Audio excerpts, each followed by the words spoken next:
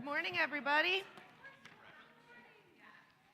Sorry we didn't get music playing. We were testing some sound and feeds from Bethlehem.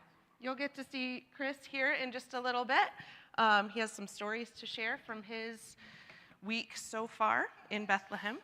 But first, I wanted to start this morning. We've started the last couple of weeks with sharing stories together. We've shared stories of joy and kindness and had some fun doing that, and I've been throwing candy out at everybody. Today I'm not throwing candy.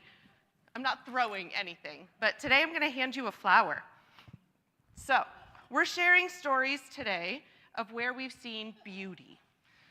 And if you would like to share a story, you get to come grab a flower and put it in the vase and create a bouquet of all of the beautiful things that we have seen. And then we'll sing together, and then we'll move forward in our morning together. Where have you seen beauty? This can be beauty that, like actual beauty you see with your eyes, or beauty that you felt, or goodness, or kindness. Where have you seen beauty? I'd love to hear it. Yeah, Katie. I went to the home and garden show yesterday, and then some of the landscaping design. Ooh, nice. Have a favorite color? Pull it up. You're good. Sorry, it's from the middle. It's good. It's good. We're just going to leave flower petals all over it. It's going to be great fun today. What else? Where have you all seen beauty this week?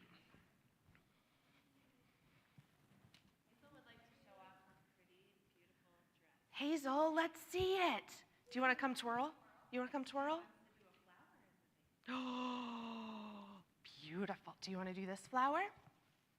Oh, that one's a little wonky. How about this one? Want that one? Can you put the flower in the vase too?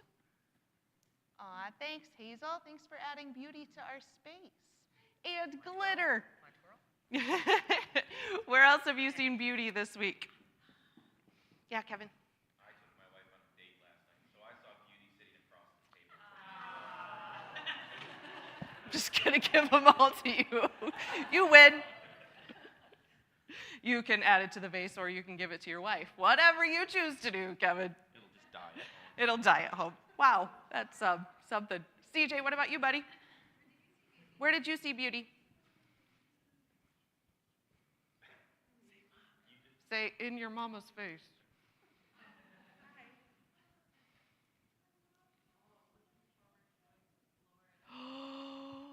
Picturing Florida beaches. Here you go, buddy. Put it in the vase. I love it.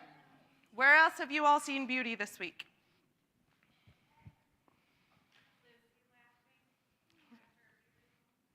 Yeah. Oh, I'm finding the biggest flower I can, Lindsay, and I'm trying really hard not to cry. The sound of Lucy laughing after being in the hospital all week. Hey, guess what? Good time for an update. Lucy's home.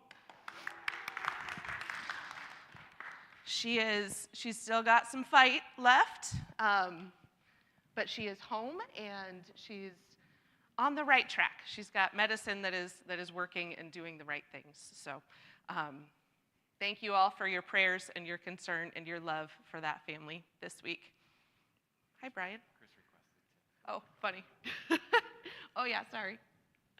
What else? Oh, that's a good one. That's a good one. I've seen beauty in the way you all have cared for the DeBlay family this week. I've gotten many texts, and I know they have too. How's Lucy? Is there anything we could do? So I'm adding beauty with the way you all care and love one another. Anybody else? I've got more flowers.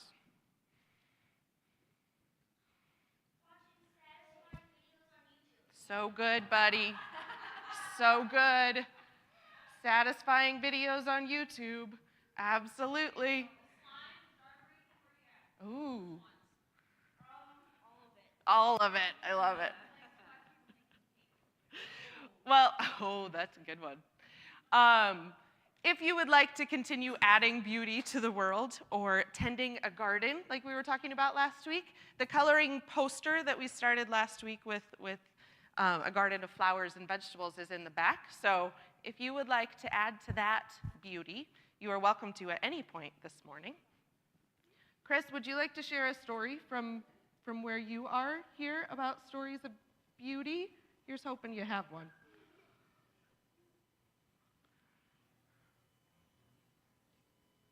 Oh, hold on. Is he unmuted, Brennan? Yeah. Brian, is the computer unmuted? Yes. Talking in this. It worked 2 minutes ago.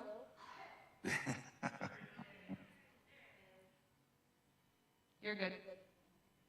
Yeah. How's is sounding okay? Good. Well, hi everybody. What a nice treat to see you this morning.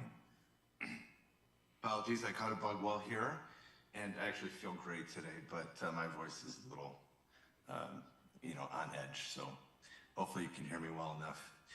So 2 quick little things come to mind. One is the physical beauty of this place.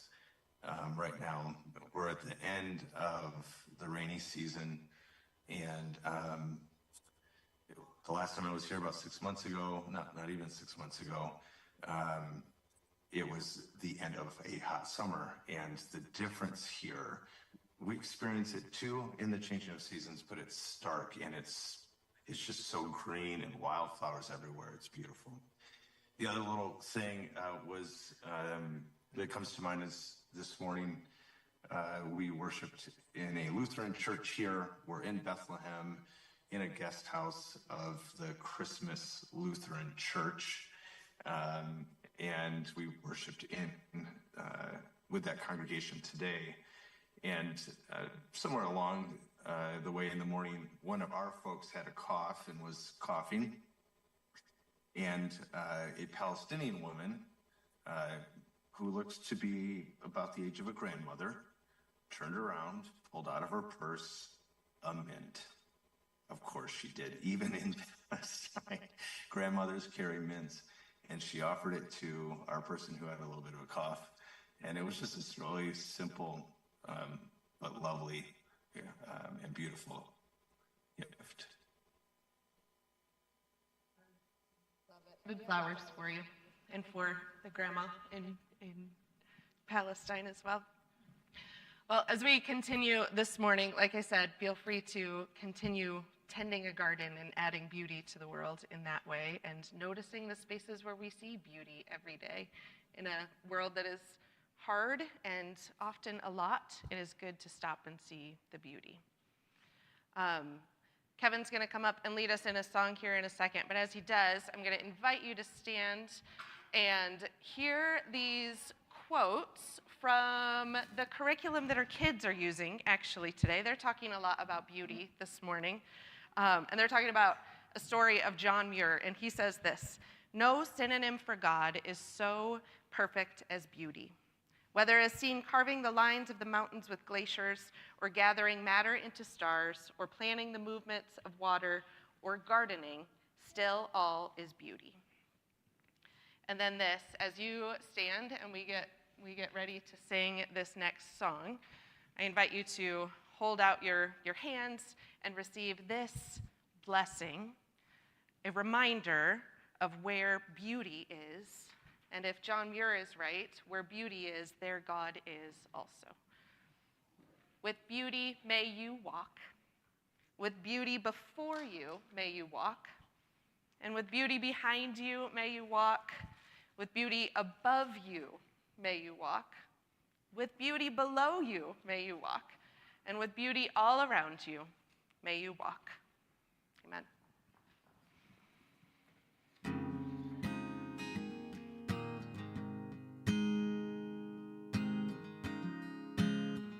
Let's stand together.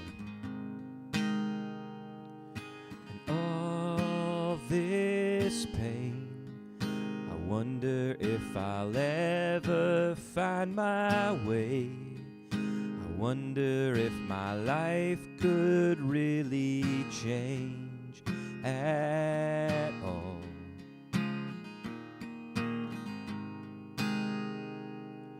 And all this earth, could all that is lost ever be found? Could a garden come up from this ground at all.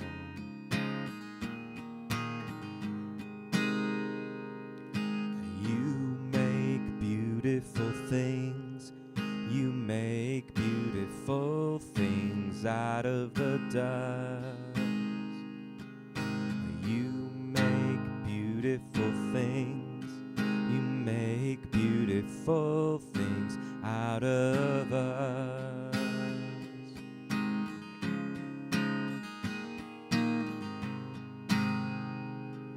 And all around, hope is springing up from this old ground. And out of chaos, life is being found in you.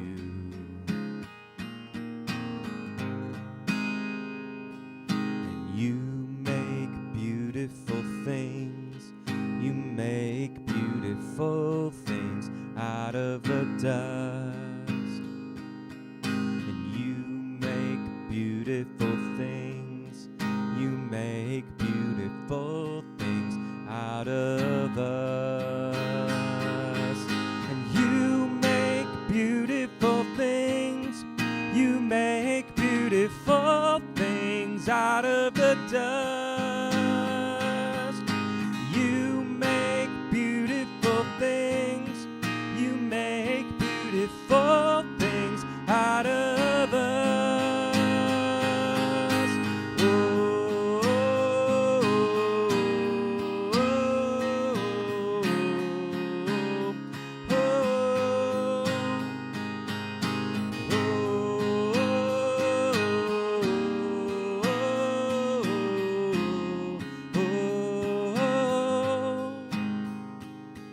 and you make me new. You are making me new. And you make me new. You are making me new. And you make beautiful things. You make beautiful things out of the dust. You make beautiful things. You make beautiful things out of us. You make me new. You are making me new. And you make me new. You are making me new.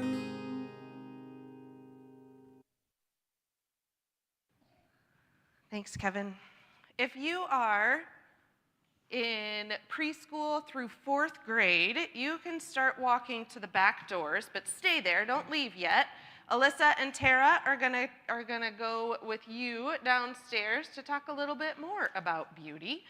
If there's anybody going, maybe. There's one, I think. Is CJ going? Fun. You all, oh, there's 2. Awesome. Before you go, let's say a blessing over you all and your time together. So we'll say this blessing to the kids as they go. Join me in these words. May your time together be filled with wonder, joy, and friendship. You are loved. We'll see you back here again in a little while. You all have a great time together. For the rest of you, you can stand up and say hello to somebody nearby or somebody across the room that you haven't seen in a little while or that maybe you don't know.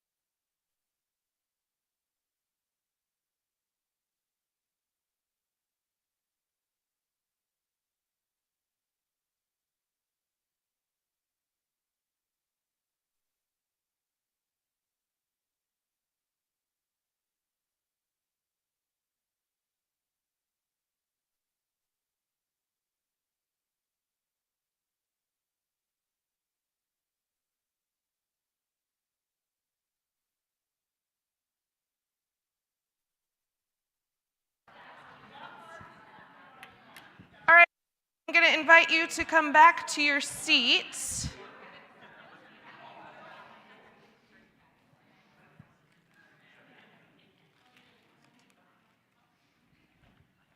We are continuing the series that we've been in during Lent for the last couple of weeks, talking about stories. The stories that shape us, that influence us, that sometimes these stories are so prevalent in our culture, in our lives, that we don't even notice they're happening, right? Sometimes they're even present in our theology, and we don't notice the impact that they have on us.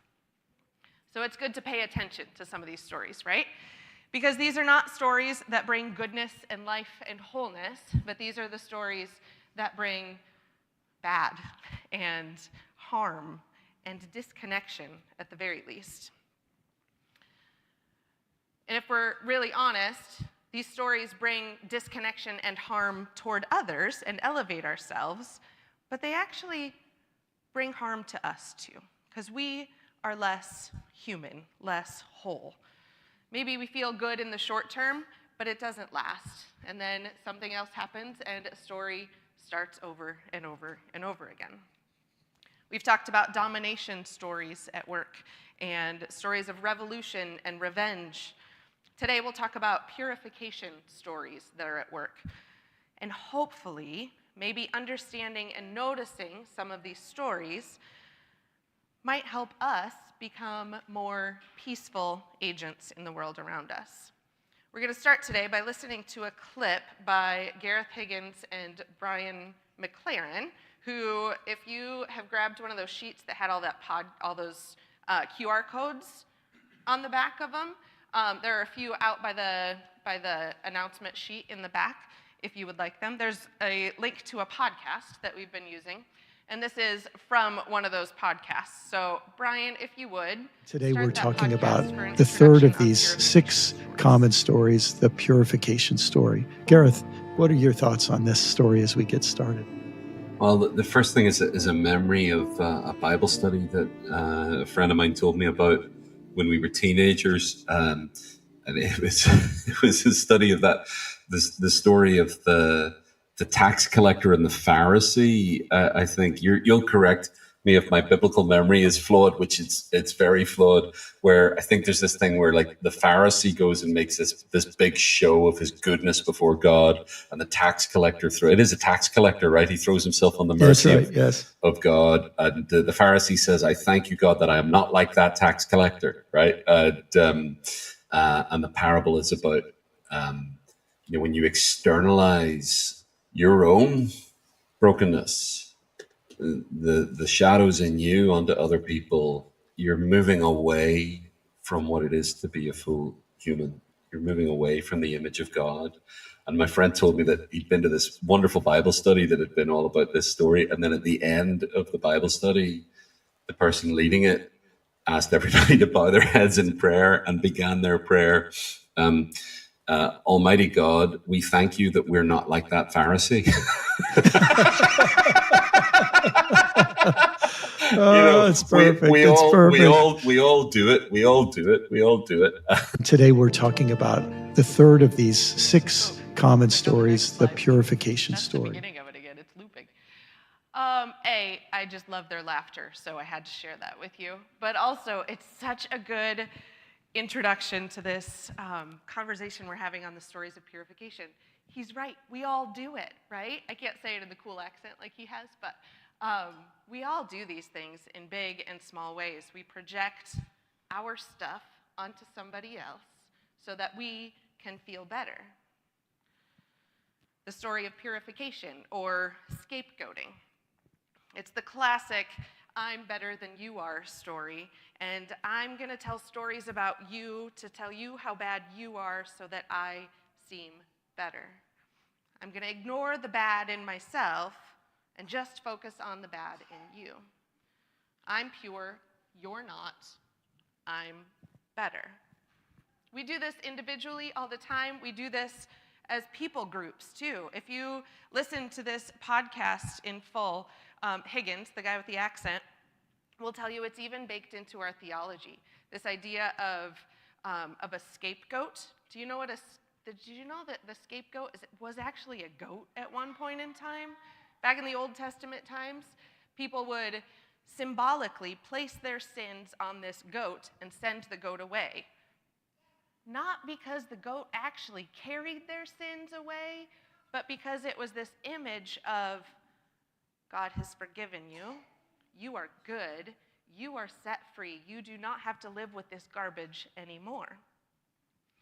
So sometimes we've used that language even when we talk about Jesus, right? And we've called Jesus the scapegoat of all of our things. And again, the symbolism of that is really beautiful, right? We don't have to hold the garbage. It's gone. It's away. But if we're using language and saying Jesus was our scapegoat, does that then say, wait, we can do this for other people too, right? I'm not saying we shouldn't talk about Jesus like that, but we do have to be careful of our language, right? Because it seeps into our thinking and our being. That's what theology does. It seeps into our actions.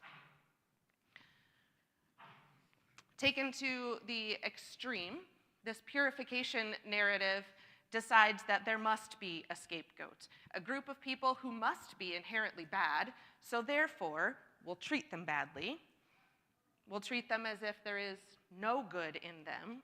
We'll attack their character. We'll blame them for all the wrong we see or feel. We dehumanize them. On big, broad scale, it looks like racism. It looks like discrimination. It looks like genocide. And it'd be really easy to sit here and say, well, I don't actively participate in genocide, so maybe this one's not for me. But I think maybe being aware of this story helps us notice when these things are happening, and it allows us to speak up and to act. But I think this story actually plays out in smaller ways each and every day in our lives. We're going to play a game together, friends. It's a little tongue-in-cheek, so bear with me here. We're not actually judging anybody. We're not actually speaking badly of another. But we're going to play a game called At Least I Don't, fill in the blank, okay? So I'm going to give you some categories, and you're going to think of a situation in which you have said in your head or out loud, well, at least I don't, and then you're going to fill in the blank, okay? Brian, will you populate all of that? Thank you. Here's all of our categories. You can see this is from the very mundane of the school pickup line to broad things like religion and politics. I'm going to go first, okay? School pickup line, confession time. I lose my mind almost every day at the school pickup line because people aren't following the rules and they're not doing the things they need to do. And I have told myself that these people are all, there's none of you that do this. Nope, none of you are at my middle school, not the high school. None of you are in that group right now. You're fine. I have convinced myself that all of these people are just out to get me, and they are rude and horrible people and have no concern for anybody else because they cut the line and they go where they're not supposed to. Please tell me I'm not the only one who has done this. Yep, I'm the only one. Good, awful. Confession done. So, my purification narrative in this situation is, at least I'm not those other people who don't care about anybody else in the car pickup line, right? Small ways, but it matters. And my kids will tell you, I continually do this over and over and over again. Maybe this week I'll try to do better. I'll try. All right, what else? Pick a category here. Ooh, I got the whiteboard out. I never do this. I don't know where the marker is. It's fine. I had it. Oh, because it was right in front of me. Good. At least I don't pretend like I'm better than everybody else in the school pickup line. What else?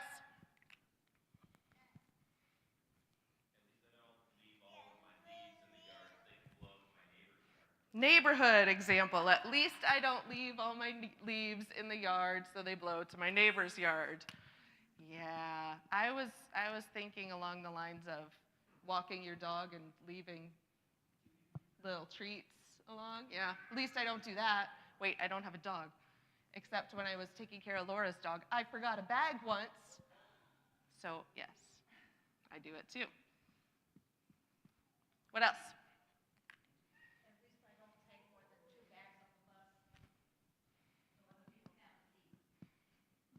Take more than my space.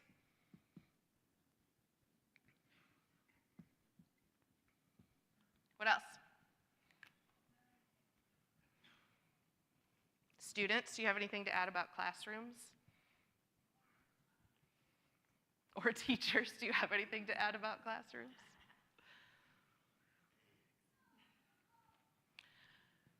I picked these categories because I made a list on my whiteboard at home of all the ways I do this. And some of the big ones in things like religion, I would love to tell you that I can honor everyone's perspective. But that's not being true, because I will honestly go to a space of, I can't believe those people are being so judgmental about this other group. When, what am I doing, right? I'm being judgmental about them without trying to understand them. Yeah, Deidre?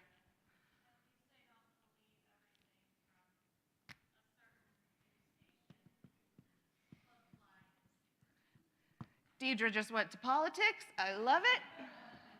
Believe everything from a certain news station. Yep. Yep. My news station. Yeah, good. You can keep going. I'm sure there are examples playing out in your head that maybe you don't want to share at home. I'll add another one because this is apparently Teresa's confessional. Parenting. Does anybody else judge other parents? I heard somebody yell at their kid in the grocery store the other day, and I said, oh my gosh, at least I don't do that. Till I got really upset at my kid and frustrated and raised my voice at them at home, right? So all of these things, I can't actually say this is true because I do all of these things. But we project this on other people, right? All right, so those are some of the day-to-day, maybe mundane, but they show up.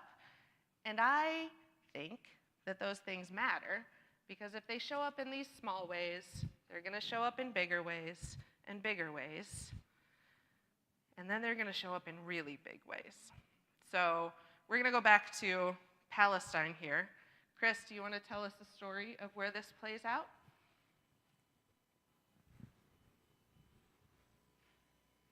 Boy.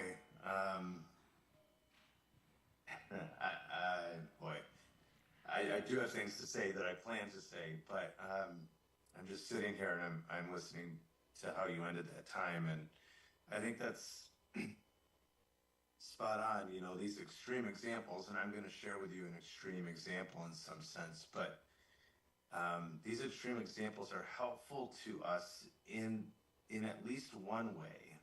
They show us where our everyday behavior, which is not extreme, perhaps in its kind of individuality, but it shows us where it can go, and especially where it can go when it becomes collective, when a group of people start moving and behaving in a certain way and living according to a certain story. These individual actions can become extreme. So I just posted this morning, maybe an hour ago, some pictures of Hebron.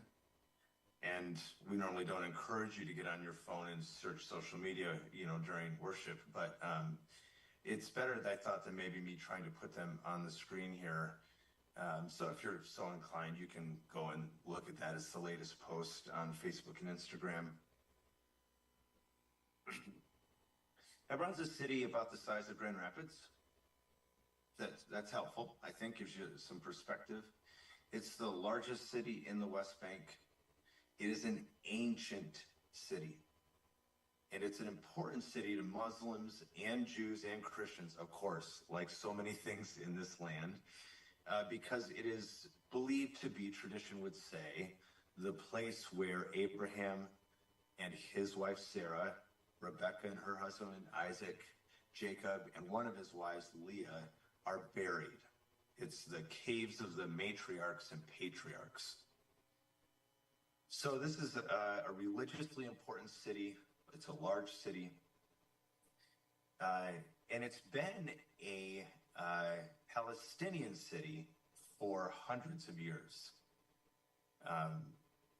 But in the late 80s, early 90s, radical, and they are, radically religious Israeli settlers, people who are settling in the land of Palestine, in the occupied territories of the West Bank, illegally, started to harass and ultimately take over homes in Hebron. There's the modern city on the outside, and then there's the city center, which is the old city. It's where the caves are. And these settlers decades ago started to take houses by force. And you might say, well, how in the world were they allowed to do that? Well, only one way. It was because the Israeli military allowed them to do it. But it was pretty fringe. It was pretty small, a house here, a house there. In the last handful of years, the intensity of these illegal occupations have increased. Now there are hundreds of settlers living in the old city of Hebron. They have taken homes by force. They have taken over homes that are on the third floor, and down below is a Palestinian shop.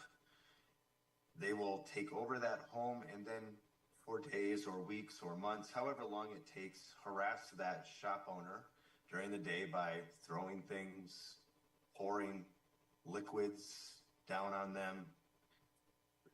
Pretty terrible things. And they do it again with the support of the Israeli military. The Israeli military has set up checkpoints for Palestinians only, of course. School-aged children can't even get to school without going through a checkpoint. They're sometimes harassed. There was an incident just last week in Hebron where some settlers harassed some kindergartners during recess and then went back at night and vandalized the playground. That's actually like pretty tame stuff. And while we were there, there was a strong military presence. I'll tell that story some other time. We were face to face with probably 20 soldiers, fully armed, walking a group of settlers through the streets of Palestinian Hebron. So it's a mess. And the reason that this is happening, really, I think ultimately is because one group of people believes that they are better than another group of people. As simple as that sounds, that really is what it boils down to. And let me be clear, not every settler in Israel is radical or fundamental in their religion, but these are, and quite a few of them are. You can read on Facebook about an experience I had yesterday with some other heavily armed settlers in a different place. And again, this is an extreme example. And so we might maybe just think, well, what does this really have to do with me? It actually has to do with us in a number of ways, some of them political, and I'll probably talk about those at a later date. But for today, let me just invite you to think about how this group of settlers took the actions that they took because not just one of them believed themselves to be purer or more holy or more righteous than another, but one person became 2, became 10, became hundreds. And that sort of gathering creates momentum and arrogance and emboldenedness. So again, it's an extreme example, but I think it's an important one for us to think about, maybe a helpful one for us to think about.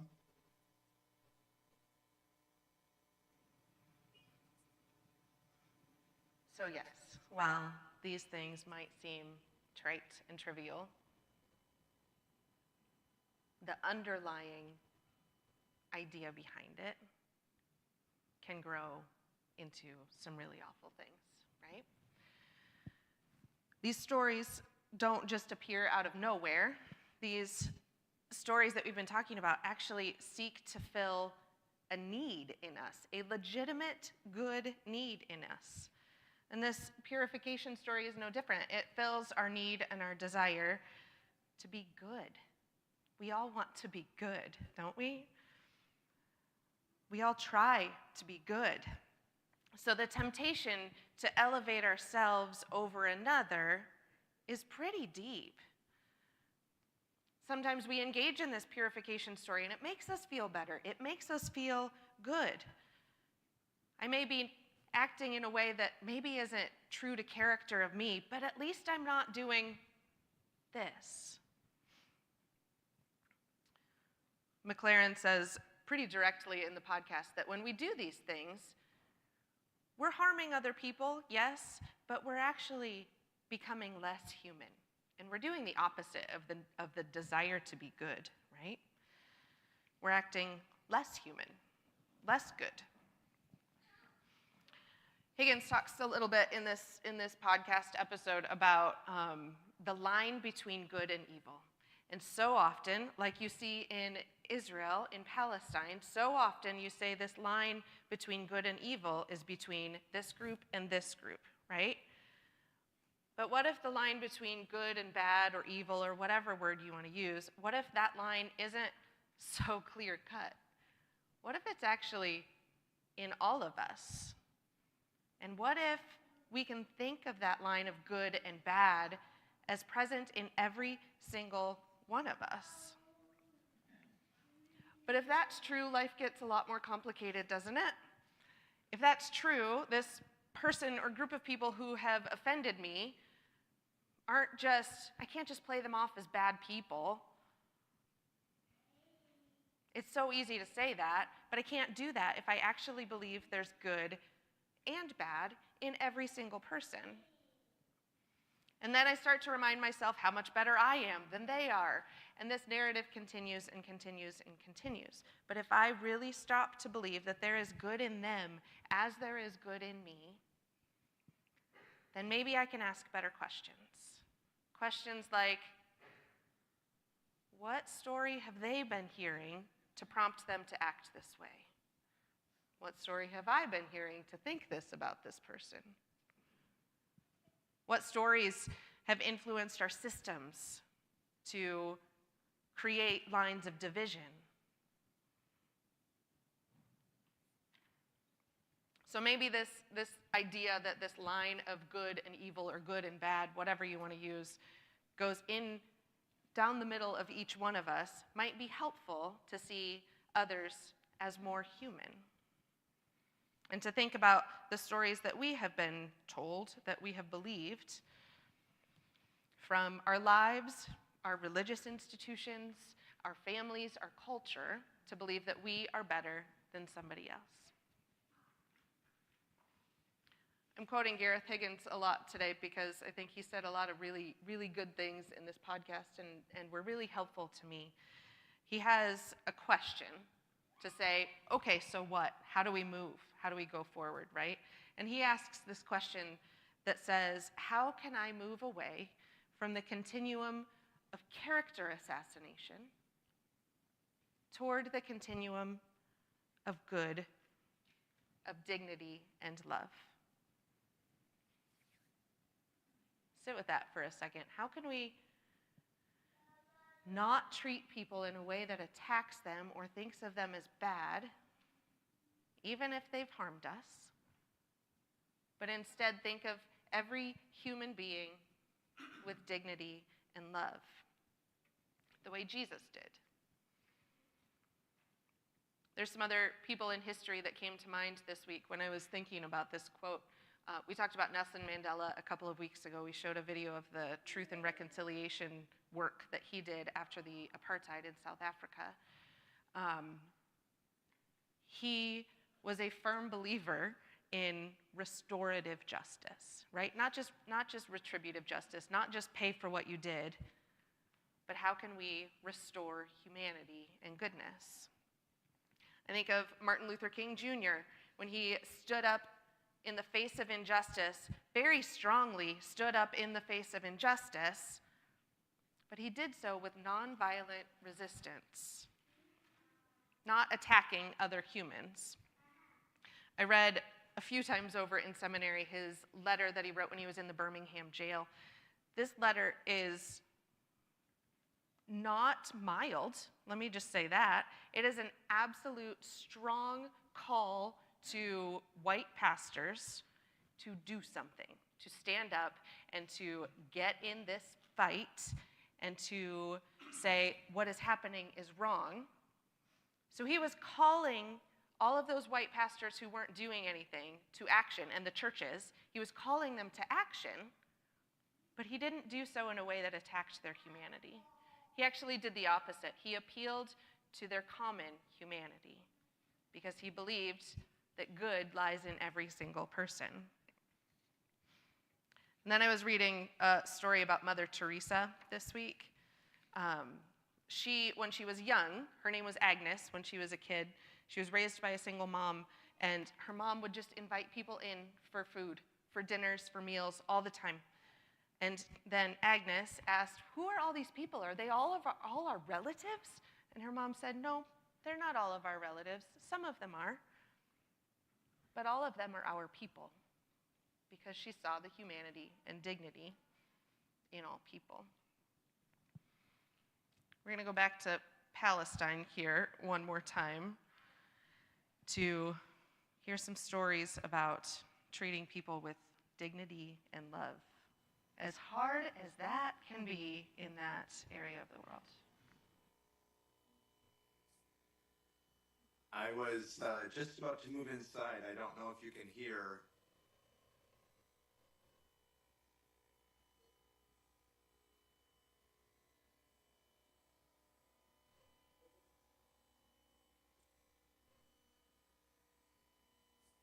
It is the Muslim call to prayer, the evening call to prayer. And, you know, every building around here is made of stone. So I'm hoping you can hear me okay. Hey. All right. All right, good. So let me share maybe a couple of very kind of quick illustrations of how we've seen this week, because we've seen and heard really the fruit of this story in its kind of most destructive end results of it. But we've also seen some really remarkable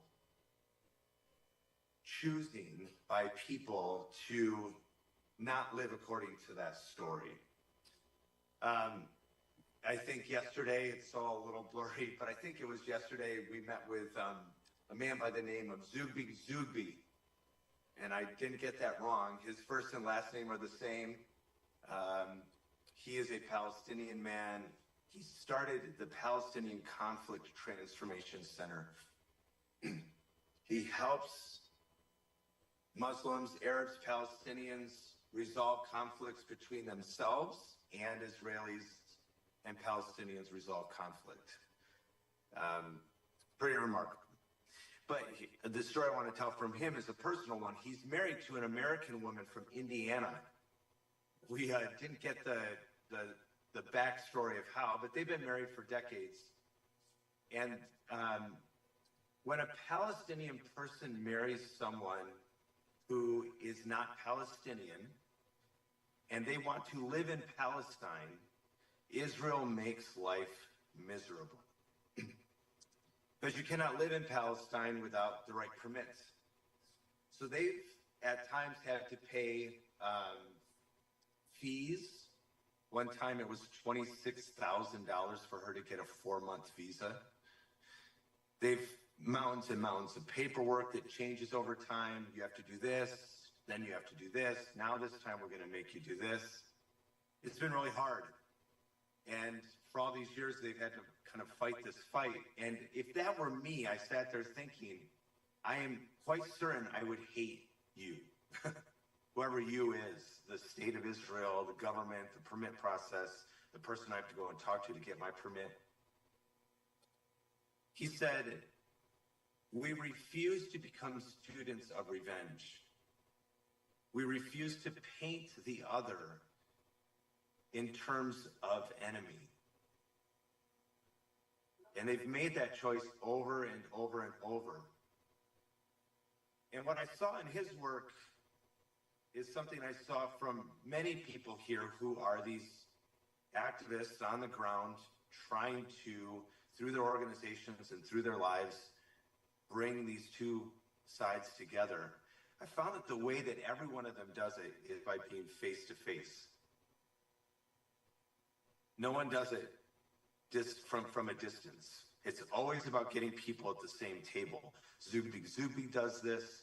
Sami Awad, another Palestinian Christian who has been harassed for being a peace activist. I mean, anyway, I can't go into all these stories in depth, but he has sat down with mayors of settler villages. Dawood at the Ten of Nations.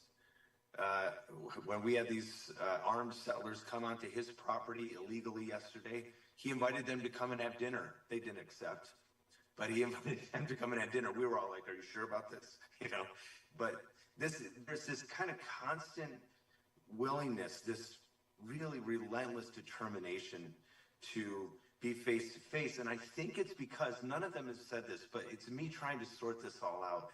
I think it's because when you get face to face, it at least becomes a lot harder to say, "Thank God I'm not like that person." I think this is why Jesus tells us not to do this, because he knows it. When we do it, we dehumanize the other person. But as Teresa said, we cause harm to ourselves. We are not our best and fullest selves when we say that, "Oh, I'm so glad I'm not that person," when we sit in that seat of judgment. Final thing I'll just say, kind of final example that comes to mind, and then I'll say goodbye and look forward to seeing you all here next week. I came to Palestine really wondering how we, a group of Americans, would be received. Because I'll just say it, I don't know how else to say this. I was concerned because our government's policies have led to, again, I don't know how else to say this, have given the seal of approval to Israel's actions, both in Gaza and in the West Bank. And I really was concerned. I had some anxiety about what it would be like to walk the streets of Bethlehem or Hebron or Ramallah. I don't know. There's one example in which we got off a bus and someone said in Arabic, we had no idea they were saying this at the time, but our guide told us later. We got off the bus. They obviously could see we were Americans. And they said, "They are the ones who are dropping the bombs." In a way, he's not wrong. Our guide said, no, these people are here to stand in solidarity for peace. And from that moment on, in Hebron and really everywhere else we went, we have received nothing but kindness. Even though that doesn't mean the Palestinians are unaware. Every Palestinian we talk to is well aware, fully, completely dialed in to every decision that the United States government makes. And they know that it's our tax dollars that, friends, this is just the truth, have bought the bombs that are being dropped in Gaza. And yet, instead of hating us or characterizing us or assassinating us before they know anything about us, they have led with hospitality and kindness. I don't know if I could do it, to be honest. But they have. And it's an example to me in my life, because I could fill up lots of things on that whiteboard too. So we have to choose a different story, a better story. And I'll just end with a quote here that I came across this week. It's in the signature, the email signature of the person who's leading our group here. So I noticed it as he sent us a lot of emails. This is from an Indian author and humanitarian.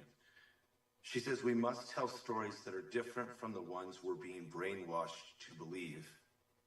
Not only is another world possible, she is on her way. On a quiet day, I can hear her breathing. Let's be people who hold out hope and hold the belief that not only is another world possible, but it is on the way, and let us join in helping to have that other world become a reality. All right. Love you all. Blessings. Good to be able to be with you in this way. Thanks, Teresa, for leading as you are today. And yeah, I'll see you all pretty soon. Thank you for making that happen and joining us today. See you soon. Choosing the better way. Choosing the way of Jesus, who met with all the people that he wasn't supposed to meet with, right? The people who were sick, that society had deemed unclean. The Samaritan woman who was really, really unclean according to society. All of these people who Jesus got face to face with and said, I see you. I see your humanity. You are more than what is happening at this moment. And let me help you walk toward a better way, a better world. Let's take a look at one story here from the Gospels, from John chapter 2. There's this woman. Well, let's read it here. At dawn, he, that's Jesus, appeared again in the temple courts where all the people gathered around him, and he sat down to teach them. The teachers of the law and the Pharisees brought in a woman who was caught in adultery. They made her stand before the group and said to Jesus, Teacher, this woman was caught in the act of adultery. In the law, Moses commanded us to stone such women. Now what do you say? They were using this question as a trap in order to have a basis for accusing him. But Jesus bent down and started to write on the ground with his finger. And when they kept on questioning him, he straightened up and said to them, Let any one of you who is without sin be the first to throw a stone at her. Again, he stooped down and wrote on the ground. At this, those who heard began to go away, one at a time, the older ones first, until only Jesus was left, with the woman still standing there. Jesus straightened up and asked her, Woman, where are they? Has no one condemned you? No one, sir, she said. Then neither do I condemn you, Jesus declared. Go now and live your life. Leave. Oh, whoops, that was a really big mistake. And leave your life of sin. Jesus literally stands in the way of the religious elite who have been told a story that they have the right to kill this woman because of something she did. And Jesus says, I got a better story. How about let's examine ourselves before we start throwing stones at others? Everybody walked away. Jesus is left alone with the woman, face to face with this woman. Jesus, by all rights, could actually throw a stone. He did nothing wrong. But he doesn't. Instead, he talks with her, and then he invites her into a life of freedom, into a life of goodness. He does this over and over and over again, challenges the system that says, well, we're better than others and we'll punish you for it, and we're not going to pay attention to what we're doing. Because Jesus knows that the line between good and bad runs through each one of us. There is no us versus them. There's just people. People who all deserve dignity and love and compassion, just like we all do. Which is why it's probably so important to pay attention to these stories. Because when we see ourselves or others acting in ways that reinforce these stories of domination, of revenge, of purification, we can choose a better world. We can choose to participate in the better world that is coming. We can follow Jesus' example and see the humanity and intrinsic worth in every single person we meet. It doesn't come easily, though, does it? That culture of us versus them, better, worse, is so ingrained in us. So we need some practices to help. If you listen to that podcast that we referenced, there's a practice at the end of it that is beautiful and helpful. I'll leave you to go check it out if you would like to. Link to it is on that sheet, again, with some QR codes in the back. But Sarah Jane is also going to lead us in a practice this morning that maybe helps us pay more attention to where those stories show up, and maybe helps us do the better thing. Thank you, Sarah Jane.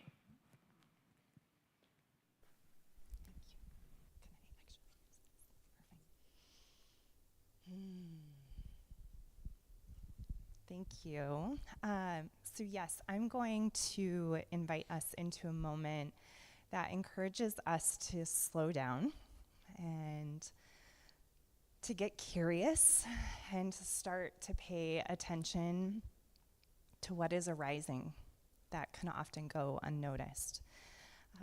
So all of this is invitational.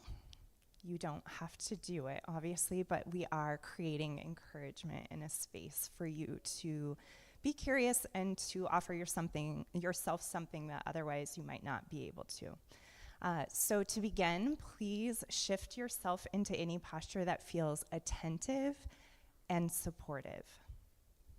And that can look differently for all of us. And as you begin to shift into this posture that is both attentive and supportive, start to draw your attention inward by either closing your eyes or finding a soft gaze that's shifted towards the floor.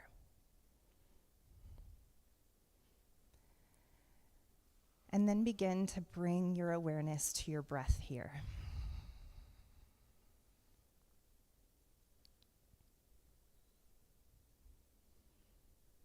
We're going to take a little journey together by just calling to mind and visualizing some things. So first, I invite you to bring into awareness a time when you observe the harming of another individual or individuals.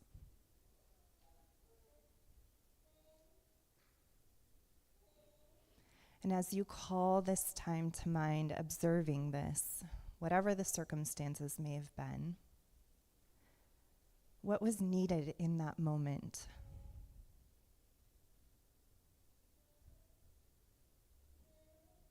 Was there any action that could have been taken?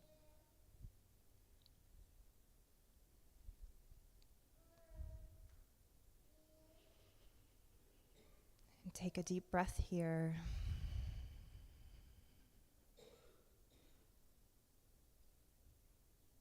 And now I invite you to bring your awareness to a time when you yourself felt harmed by another person or persons.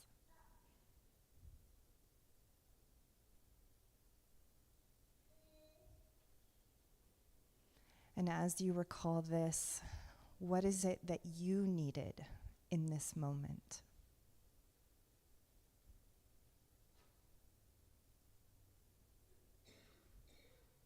What action potentially could have been taken to bring care?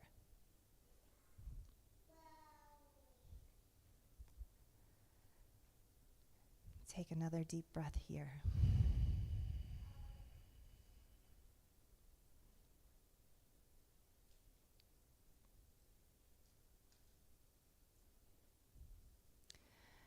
Finally, I invite you to bring your awareness to a time when you participated in the harming of another.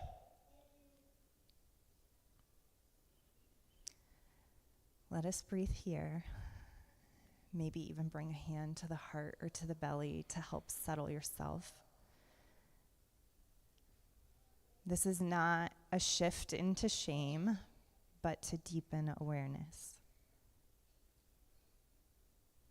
So if you can, consider what was needed by the other who was receiving harm.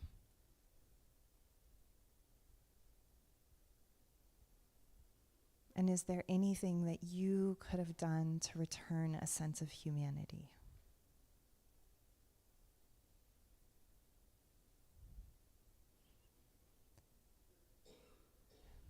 Take a breath here.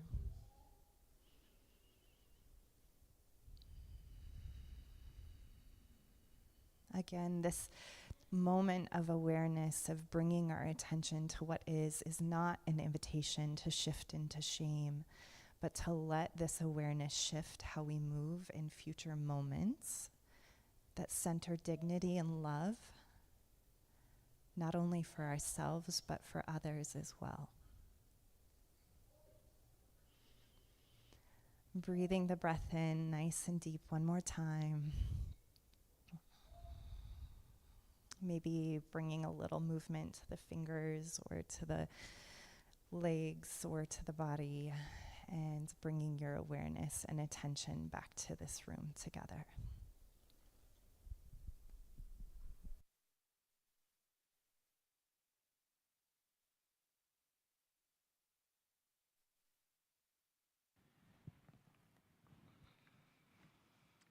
And as you bring your attention back into this space that we share, I'm going to invite Nick and Lindsay up to lead us in a practice of our shared humanity in the practice of communion this morning.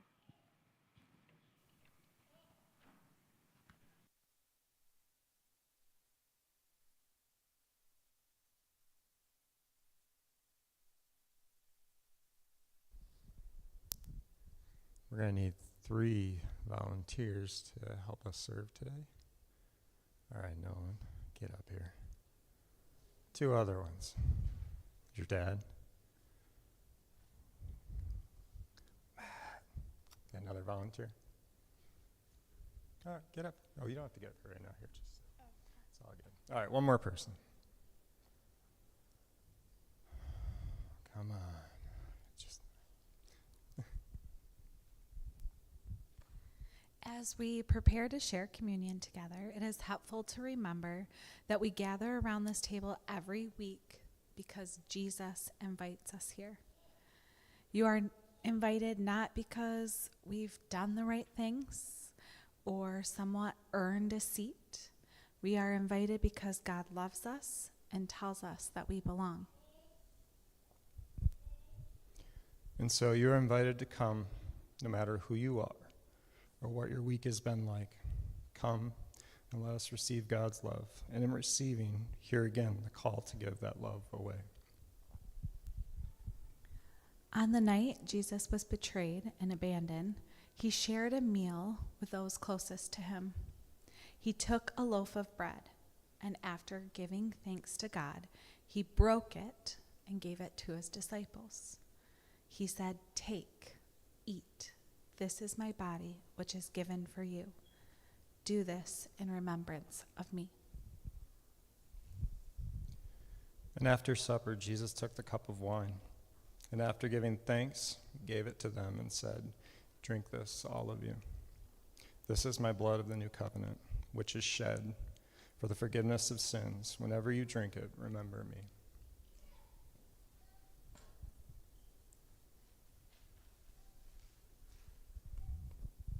As we get ready to share the bread and cup, would you pray with me? God, our Creator, thank you for your love, which pursues us our whole life long. Thank you, Jesus, for giving your life to us in word and deed, even unto death. Come, sacred Spirit, feed us with your love, that we may be filled with the ability to love you and our neighbor with all that we are. Amen. If you're in the building here, we invite you to come forward and receive the bread and the cup. We'll have 2 stations, one in the front and one in the back. As you come to either station, one of our servers will place a piece of bread or a gluten-free cracker in your hand, and you can take them with a small cup of juice. Take both back to your seat, and we'll eat and drink them once everyone is returned. If you're at home, you can get your bread and cup ready, and we'll share both of them together in just a moment. Friends, let us come to the table, receive the gifts of God, for the people of God.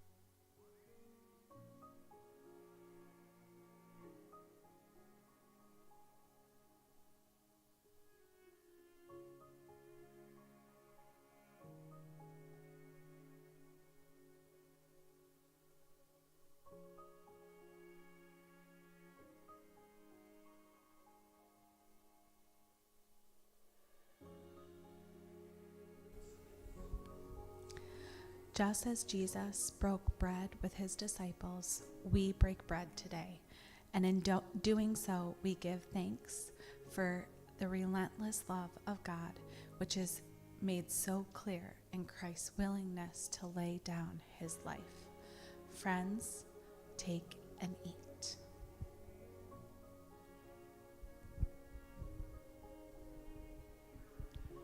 And just as Jesus shared the final cup of Passover with his disciples, we share this cup, a cup reminding us of the covenant of love and the mercy of God extends to us. Friends, take and drink.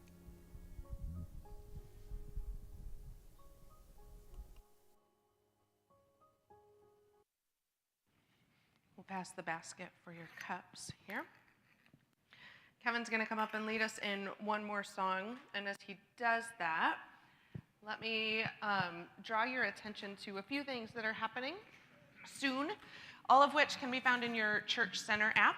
So if you open that up, you'll see all the things that I'm about to talk about here. Tonight is one of the last branch students gatherings of the year. There are 3 left, including tonight. A big scavenger hunt throughout this building is happening. I'm very excited to hear all about it. If you would like to support this group, they share a meal together as part of their time. Nobody has signed up for a meal tonight. So if you would like to support this group, you can make something at home. You can order pizza, you can order sandwiches, grab a tray of something and get it over here. But if you would be willing to do that tonight, the group meets at 6 o'clock. Let me know, like right after worship, let me know, because otherwise I'm gonna go order something. But if one of you would like to support them, that would be wonderful. And then a couple of other things that we need you to sign up for if you're interested. There's a choir that will happen on Easter if we have a number of people that make up a choir. But it's also the first Sunday of spring break, so we know there are a lot of you traveling. If you are here and would like to sing in that choir, would you sign up for that like now? or today, really soon, so we know before we make any plans for that to happen. That would be great. Also, next Sunday afternoon is our volunteer appreciation party. This is great fun. The basket's somewhere, buddy. It's Roman. There it is, in the back. This is our annual party to say thank you to all of you for all the things that you do throughout the year in the life of the branch. You contribute so much, and we want to get together and party and have a good time together. Friends, this is really just an excuse to have a party. Everybody's invited, okay? Because you all do things all the time. Even if you've only been coming to the branch for like 3 or 4 weeks. That's Come. true statement. I didn't really know you were behind me, and I heard a voice, and it kind of scared me. Jesus? But he's absolutely right. It does not matter how long you've been here or how little you think your contribution has been. I promise you, you have all contributed to our shared life. So please come and gather. Kiddos, by the way, welcome back. I see some pretty awesome masks happening. Anybody want to give me a real quick synopsis of why are you wearing masks? Wouldn't ask. CJ says I wouldn't ask. Why are you guys wearing masks? You have no idea because it was fun to make? How about, are you showing beauty to the world with your masks? Yay! Oh, I guessed it right. Phew, that was a close one. All right, Kevin's going to lead us in one more song this morning.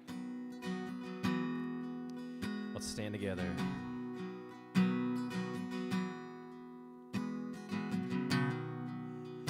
Every day we go to war again, we assume we know so much more than them before we hear what they have to say. Headline breaks and we start to hate again, calling them names again. We give our peace away.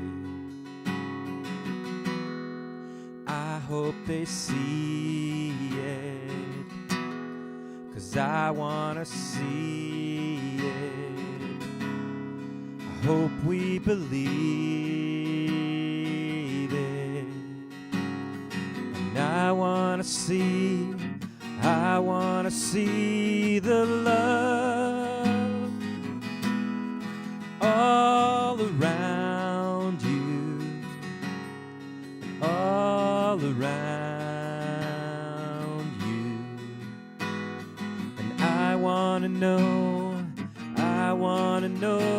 that love is all around you. It's all around you.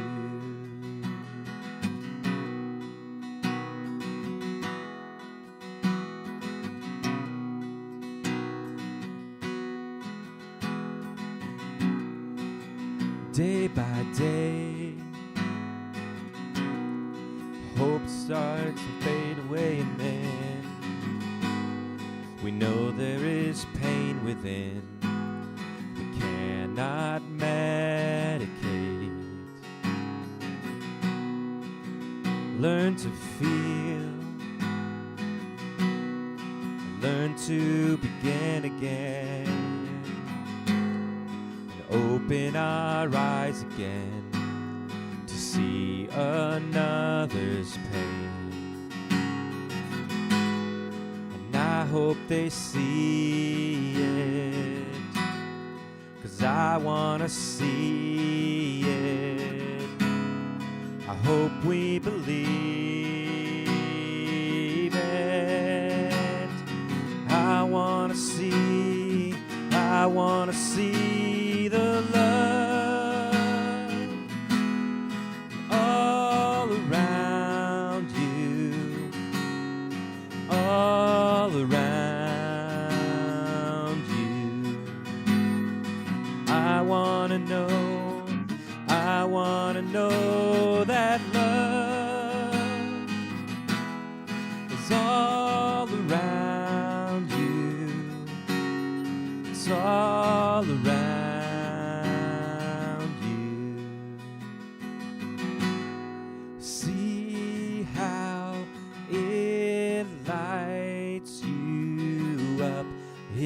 lights you up. See how it lights you up. It lights you up. See how it lights you up. It lights you up. And I wanna see the love and all around you and all around you. And I wanna know that love is all around you. It's all around you.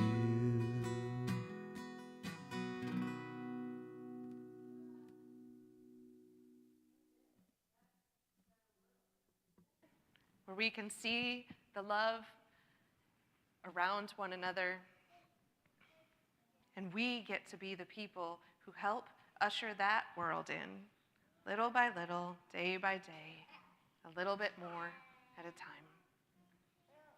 Go and be those people this week, everybody. See the love around you, share the love all around you. Amen. Thanks for being here.